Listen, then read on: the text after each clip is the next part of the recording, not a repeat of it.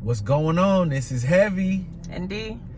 And we bring in some of our content from another channel to my Heavy Hooks channel because I want people to understand my views as an artist.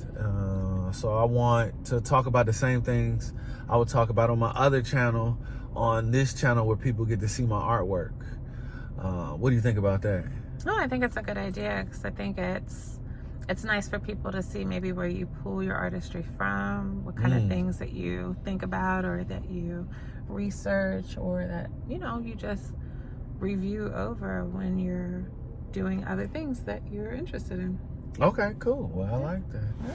All right, well, so this episode is called Don't Keep Your Brain in One Basket.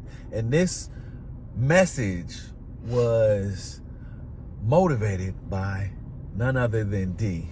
All right, this is all her right here, y'all. Okay, so why don't you go ahead and explain the premise behind all of this episode we're going to get into. Sure. So this actually came from, I was listening to The Breakfast Club in the morning. So I typically listen to it when I'm taking our daughter to school in the morning. And yesterday morning, they had on their episode Congressman Byron Donald. So this is kind of significant because, of course, we are in the midst of a presidential election year. And he was thought to be a front runner for vice presidency for Donald Trump. And what makes it more significant is that, well, especially for us, because we're here based in Florida, is that he is actually a congressman in the district, in one of the districts here in Florida. And not only that, he is also a Black Republican. And so I think, just that alone kind of gives a little bit of controversy behind the rest of what we're going to get into when we talk about some things that we learned and just some ideologies. Oh, shoot.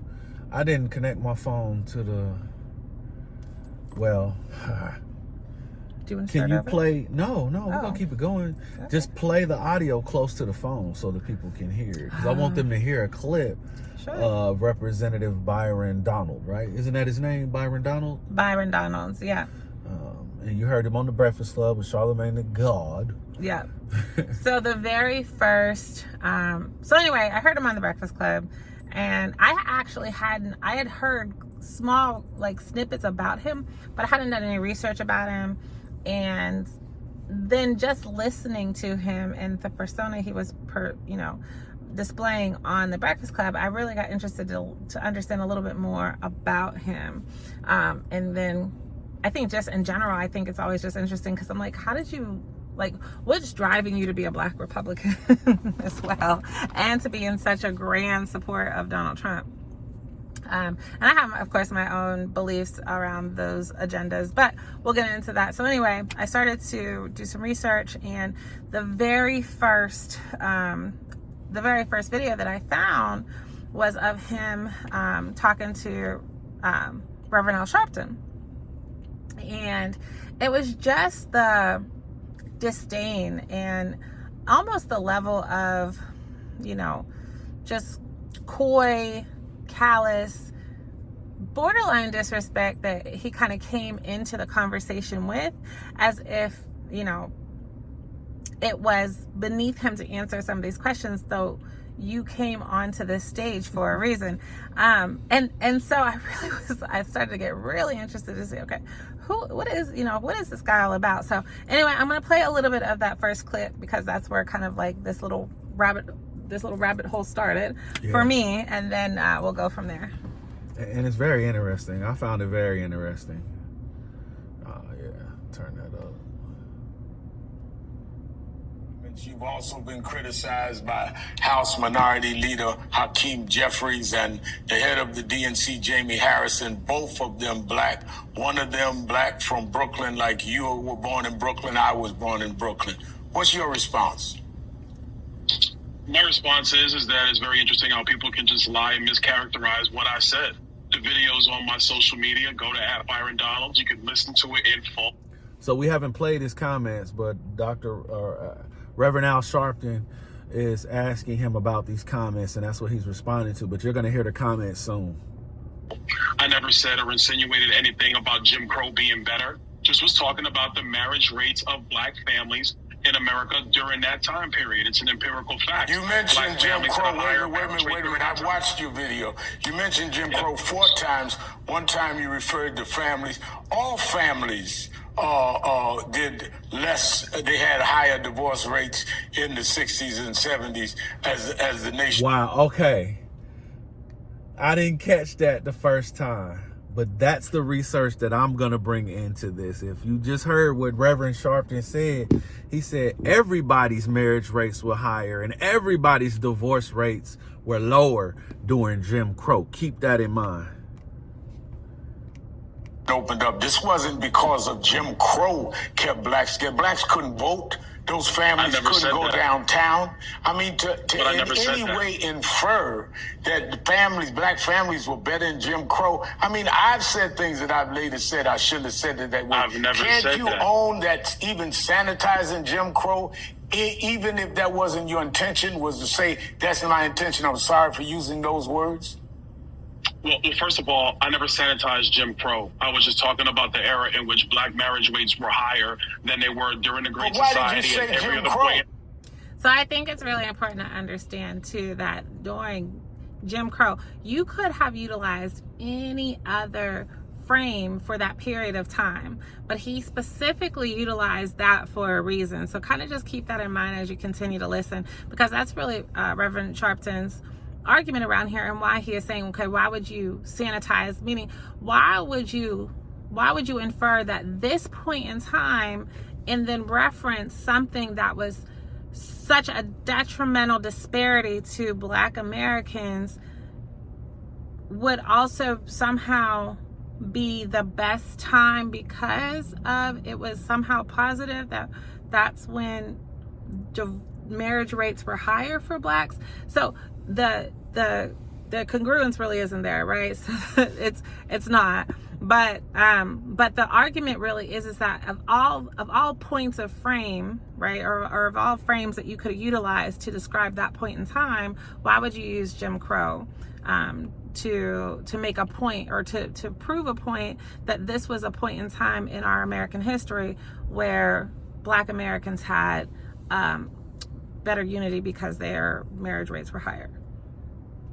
American But why did you say that's Jim a period Crow? of time, Reverend. The period of time was the 50s. If you want to say the 50s, that's when it happened. You said Jim That's Crow. when it happened. Jim Because that was Crow. the era in which marriage rates were higher. Jim Look, you had Crow Joe Biden was a couple a years law- ago talking about Jim Crow 2.0, Congressman. talking about Georgia's law. He lied. He lied then. So are we not allowed to talk about that era, or only are we allowed to talk about it when we Yes, do want and to if recall we're gonna all the talk history of about Jim the Crow era- and all the tragedies that occurred during Jim If Crow? we are going gotta to choose which talk one we gonna about do. the era, Congressman, and you name a race-based law, then you cannot take race out of the fact Jim Crow was a law against black people. You weren't just talking I about know. the era of I'm well Dwight aware. Eisenhower and Harry Truman. You named Jim Crow. There's only one way you could deal with Jim Crow, and that's by race. I mean, look, you and I had mutual friends. People say you're a straight shooter. We may disagree on politics. I'm giving you the benefit of the doubt. But look, you were born in Brooklyn. You went down into the South, went to Florida State. You have an interracial marriage. You're the congressman of a district that's not a black district. I mean, how can you even live with yourself acting like Jim Crow was a good era or better era for blacks? What happened to you? Okay, that's real cute. That's real Yeah, cute. I'm I did not not being say cute. that, I'm and I'm not going to asking sit you a here and straight up insinuate. So this is It's a lot. It's a lot to unpack. This is the semantic game. Did you hear Representative Byron Donald say, I'm not trying to infer or insinuate this was a better time for blacks, but you're the one who said Jim Crow and keep saying Jim Crow. Why are you using that as a point of reference if you're not saying this was a good time for blacks to be married? Like, that's your whole thing, is that marriage rates was higher during this time. So something must be going on with Jim Crow that's making marriage rates higher for blacks. So why else would you be saying it? Right, because what other correlation could you have needed to infer at that point? There's no other correlation that you were trying to attribute to it. Otherwise, you would have used any other point in frame in that time. Facts. Right? So you're what you are doing is you are insinuating that somehow Jim Crow was supportive of more black unity because marriage rates for blacks were higher during that time. It's silly. So how does that make sense?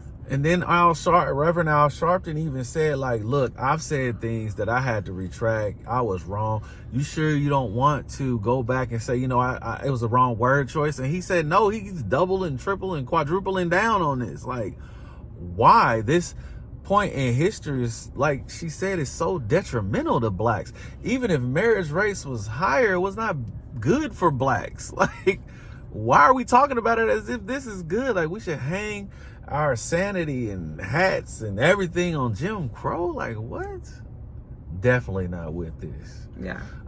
You don't want to get into, you want to keep playing more, or do you want to get into your ideas about how important it is to hear this type of outlandish rhetoric from people? Or do you want to play more, or what? No, I definitely want to get into it, but I just would like to take a couple of moments to tell the people, or even just to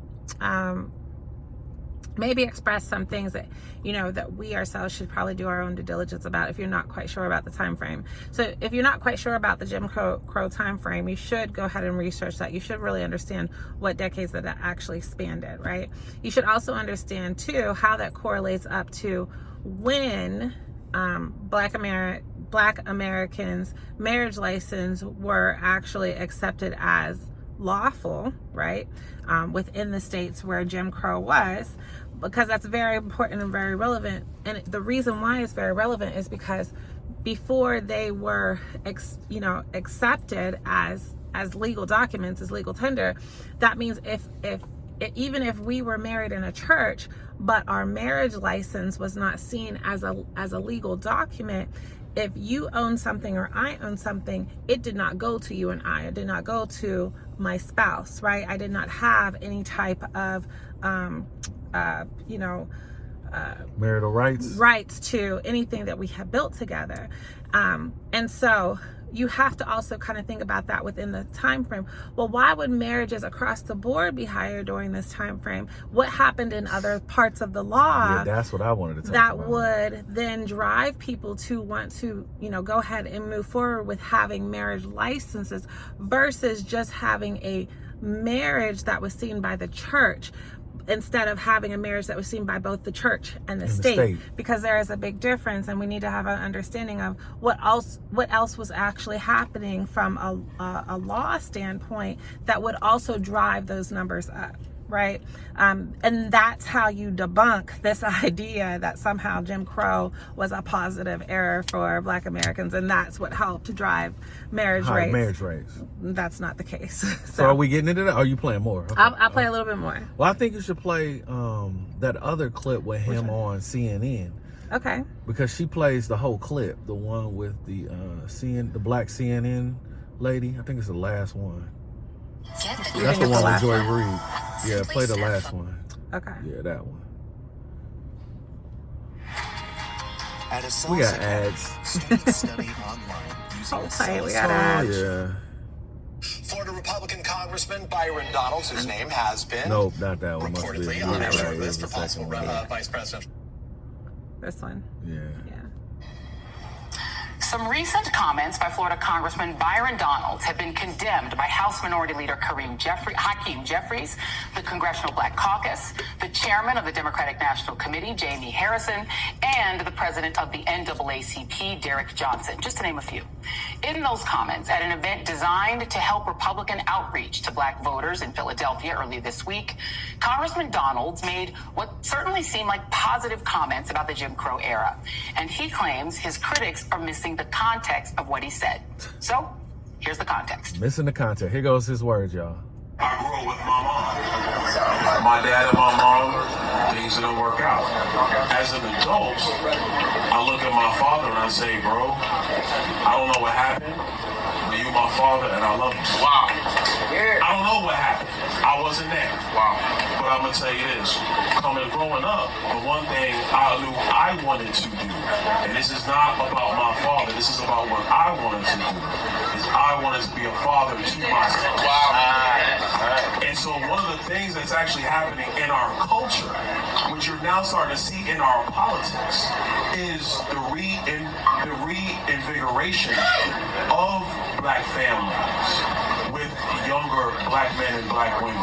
And that is also helping to breed the revival of a black middle class in America. You see, during Jim Crow, Oh, there you go. Yeah. Jim Crow. during Jim Crow, the black family was together. During Jim Crow, more black people were not just conservative, because black people always have been conservative minded, but more black people voted conservatively. And then Okay, because there's something I want to say about this. He says simply, black people being together is going to make them better, going to make them wealthy. And he's going to say it again. And that's something I'm going to talk about after he's done talking. But you heard him double down on this Jim Crow era.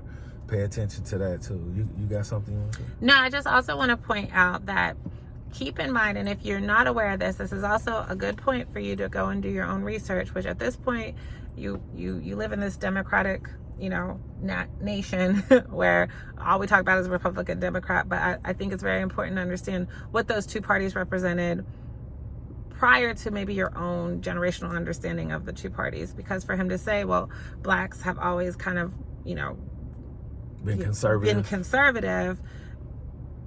Okay, that's fine.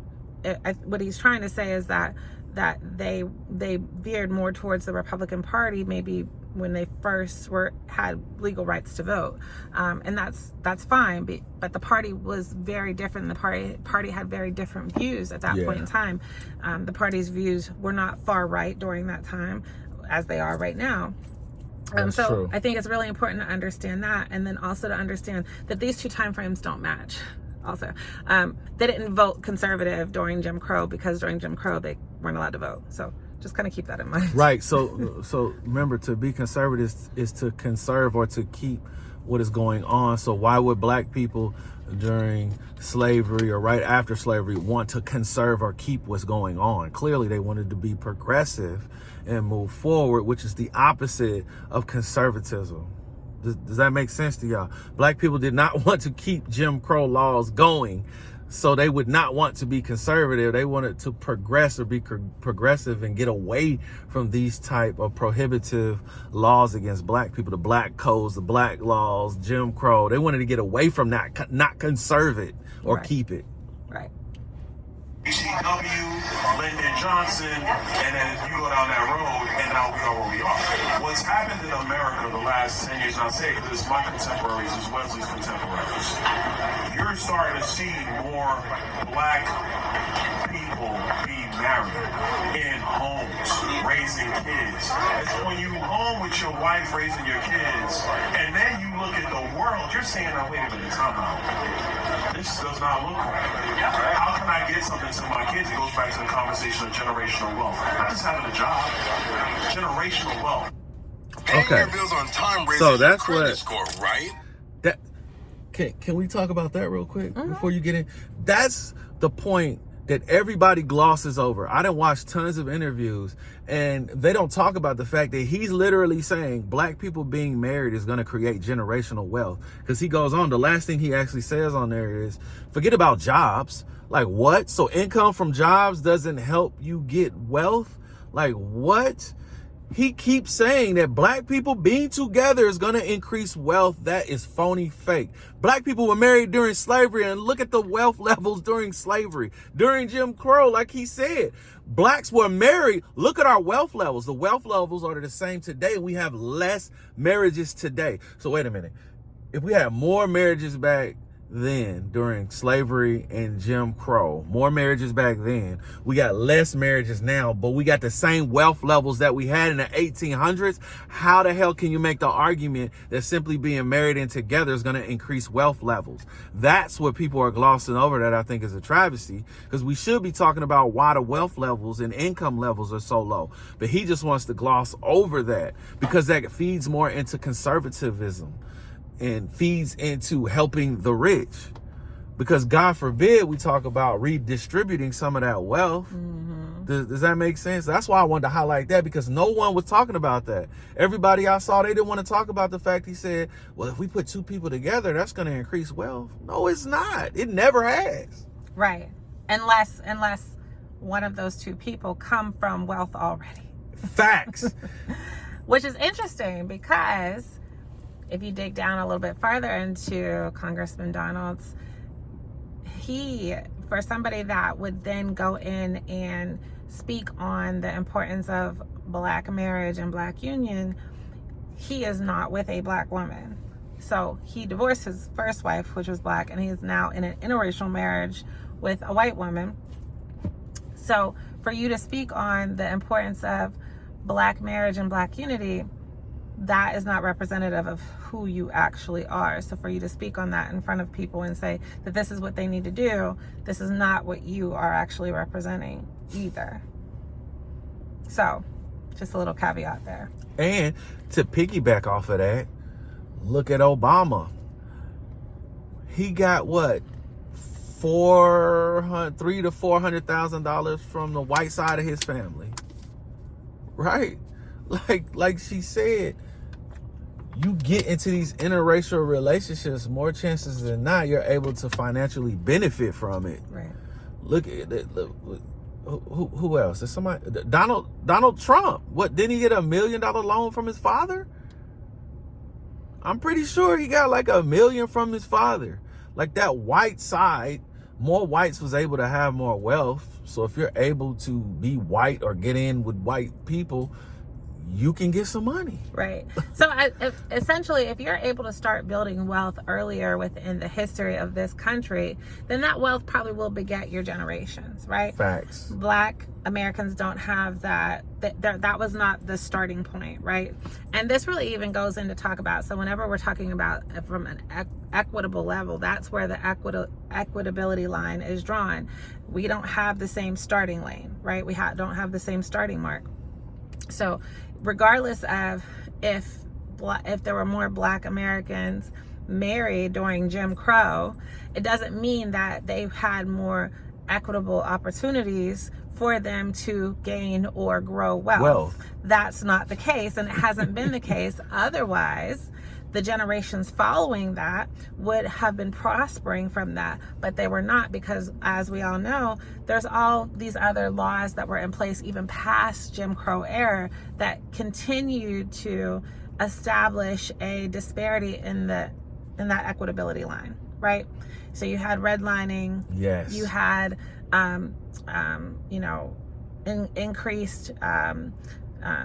increased requirements depending on your race or your background for loans and for business grants and things of that nature. That pushes the equity that equity line back continuously.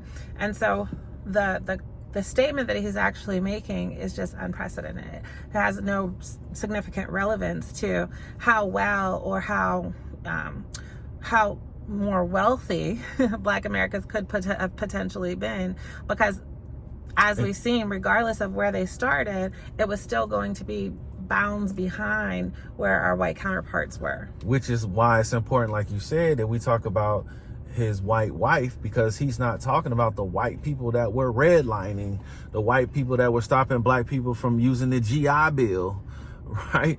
The white people that were stopping black people from getting mortgages. All of this he doesn't want to talk about, because now he has a white wife and he supports Donald Trump. And you had something else you wanted to keep playing? Yeah. Oh, go ahead. I'm sorry. That's fine. In fact, Commercial. this is one of the three. Ads. I am joined now by Florida Republican Congressman Byron Donald. Congressman, thank you for being here. We played that lengthy segment. That is what you posted on your social media. The part of what you said that people take issue with is this line, which I'm going to read back to you again. You see, during Jim Crow, the black family was together. During Jim Crow, more black people were not just conservative. Black people have always been conservative-minded, but black people voted conservatively. But it is that during Jim Crow, the black family was together. That's what people have taken issue with. What are they missing? Frankly, what's really happened is that you have, Democrats and you have the Biden campaign, and some of the media want to twist my words for political purposes. The overarching issue is talking just about Black families and why you're seeing a trend of Black people leaning towards Republicans in this election cycle and probably in election cycles to come. And part of that, is that when you're raising families, raising kids, etc., you're now thinking about all of the public policy issues, all of the economic issues, all of the education issues, and that's leading people to have. So, and I want you to notice that, to me, another significant thing is what Reverend Al Sharpton brought up, is that now he wants to bring up a race-based policy, Jim Crow, but not also acknowledge that marriage rates for whites were higher during that time period. He doesn't want to touch that. He doesn't want to touch it because it will defeat his whole premise of talking about Jim Crow, because it wasn't just blacks. It was whites, and it's a reason why the marriage rates was so high during this time. Do you want to talk about some of the reasons why it was that high? You want to go? Go ahead. Let's keep on going, and then we can come back to it. Divergence in political thoughts. That was the only point. The stuff that comes up about Jim Crow and twisting my words, saying I was being nostalgic or saying that Jim Crow was good for Black people, that's all political spin. It's a lie. It's gaslighting, and that's truly unfortunate. So here's the challenge, Congressman. You started out talking about your family, talking about your mom, talking about being raised, and you on your own brought up Jim Crow. In fact, you said Jim Crow 3 times for emphasis. It wasn't the media or the Democrats or gaslighters who brought up Jim Crow. It was you. You brought up Jim Crow. So why did you use Jim Crow specifically as your reference? You did that. No one else did that. You did it. Oh, I did. We were having a conversation, just talking as, Black people in Philadelphia. But if you're going to use the chronological timeline of America before the Great Society and Lyndon Johnson's time period, you had, unfortunately, the Jim Crow era in America. During that time period, the marriage rates of Black Americans was significantly higher than any other time since. Again, he doubled down. Yeah. He didn't admit the truth, which is that marriage rates for all people were higher during that time. Right. So just for a point of reference, when was the reference? What decade is he referencing when he's talking about Jim Crow? He's talking about the late 1800s until 1968. Okay. And when did Black people get the right to vote? Was it?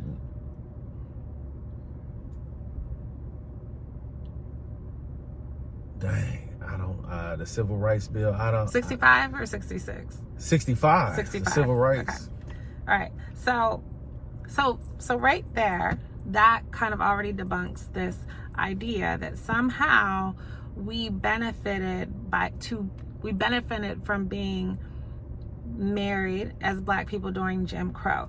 We didn't have any legal right. Because that's his whole vote. point of bringing up the marriage rates, is to say that it was good that it was so high. Right. Because then he tried to correlate it, like, as you see now, when people are married, more Black people are married because, and that's why they're leaning towards Republicans, because they think more about, the policies and the rights, because they have families. People have families back then too. It did not behoove them to get married and to vote conservative, to your point, just because they were Black in America, because again, they had no legal right to vote. Right. So there was no benefit to it for them from the standpoint of, a party position. There absolutely right, was none. Because you're right. Because he keeps referencing the Republican Party and being conservative. Right. You're right. Right. So I think it's just really important for us to understand, like, when people get on a specific platform and they start to bandstand in this way, that you do have to break down what it is that they're saying, but you also have to take into account, like, does it make sense? Like, does it actually make, chronological sense, to utilize his own word? Because he's saying, well, if we think about the chronological order of it, well, if we really think about the chronological order of it, what you're expressing makes no sense. It doesn't. Makes no sense, because Jim Crow had absolutely nothing to do with improving the position of Black Americans, regardless if they were able to get married or not. Facts. Well, let me read this since we're on it. This is from University of Pennsylvania paper that was published in the Chicago Journal. It says a smaller proportion of the adult population is now married compared with 50 years ago. In 1950, 82% of the female population was married. By 2000, this had declined to 62%. Adults now spend a smaller fraction of their lives married. In 1950, females spent about 88% of their life as married compared to 60% in 95. Between 1950 and 1990, the divorce rate doubled from 11 to 23 divorces per 1,000 married women. At the same time, the marriage rate declined. Exactly how much is somewhat sensitive to the particular age group used in the denominator for calculations. In 1950, there were 211 marriages per 1,000 unmarried women as compared with just 82 in 2000. All right? So you see he's not referencing that. Okay, because it's not just something that Black people are experiencing. And what I wanted to get to is the fact what you brought up before was how it's more of a fact that women got more rights and that they needed to be married during this time to get the things that they couldn't get on their own. And we're not talking about things. We're talking about, like, housing. Yes. Tell them. What else? So, credit cards. Car loans. So a woman could not go and get a mortgage on her own without her husband well until the 70s. She couldn't get a credit card by herself well into the 70s. She couldn't be on a mortgage note by herself until the early 80s in reality. So these are the things that also would have contributed to higher marriage rates in those years that he has referenced as Jim Crow for anybody that was married, because for women that was the only way for survival in most cases, right? Facts. If they wanted to be able to live, if they wanted to be able to have a roof over their head, essentially, you know, if they weren't able to get married, like, it was going to be very, very difficult, even in some places, especially in larger cities, for them to even rent a place to live. Yeah. So just a couple more references to why this actually doesn't correlate to anything that Anything has about. nothing to do with Jim Crow, y'all. Yeah. Gonna keep going? What you think? I don't know. I think this is pretty good here. Yeah, I think it's good here because Okay. I think we said what we needed to say, because I just think that, to me, it's more important to talk about how we need to function as a family, and family doesn't have to mean I'm married to you, because simply being divorced and we have kids does not mean now we should not function as a family. Like, I think that's the wrong way of looking at things. If we break up, that does not mean we now do not have an obligation to work together to raise these kids and act like a family. I think that's where we go wrong. I think that's what, because he's suggesting that that's the only way it can work is if we're married. Well, if time has showed us that if you give women more rights and they can do things on their own and they choose to live on their own, why is that bad? Or the fact that people break up, why is that bad? What's bad is saying, oh, we broke up, oh, we can't work together now, children have to suffer. Yeah, and also saying that there's not other ways to build foundational wealth, right? Outside Facts. of just being married. Married, There's plenty correct. of other ways for families, larger units, communities to build foundational wealth within that family, within that unit, within that community. And we need to be able to explore those things too. And I think the last thing, and I think it's really important for us to really address this as well, is the importance of also hearing out and listening to personas such as Byron Donald's. And I say that because without being able to listen to those articles or listen to those interviews and take into consideration how people will frame up information without really thinking through it, sometimes you will jump on a bandwagon of somebody that is very charismatic just simply because you like the sound of their voice, when in reality they're not talking about anything that's actually beneficial to you at all whatsoever. No, that's facts. And what we discovered, because I agree with this, we talked about this idea. It was her idea to consider those people you think that are outlandish or someone that has a position that's opposite of yours. You should still listen to them because they're going to push you to further research your position. They're going to push you to research their position. If you are intelligent enough to consider that you need to strengthen your argument, you need to strengthen your premise on certain positions. If you really care about yourself and other people, then you should consider somebody else's proposition because they'll bring up facts in a way that you didn't consider, right? And if we're going to be able to effectively manage conflict and handle relationships in a positive way, then we should be able to listen to somebody that disagrees with us and see how we can meet in the middle instead of trying to destroy each other. Because to me, this country teaches us that, oh, you disagree, we should destroy you then. Don't you think so? Like, to me, that's what everything is about in America, is destroying those people who disagree with you versus collaborating with them and how to effectively manage conflict. Absolutely. And also getting to the truth. I think that's the other thing too. You know, you're never going to get the full truth and the full facts from just one reference point, right? That's why it is so important to listen to people like Byron Donald so that you can do your own due diligence, and then also listen to counter arguments and counter ideas about those things so that you can come to your own truth and your own understanding about what the needs are or what the real representation is supposed to be. So no, I agree with that, definitely. Yeah. Well, this is Heavy and D, we out. all right, thank you guys.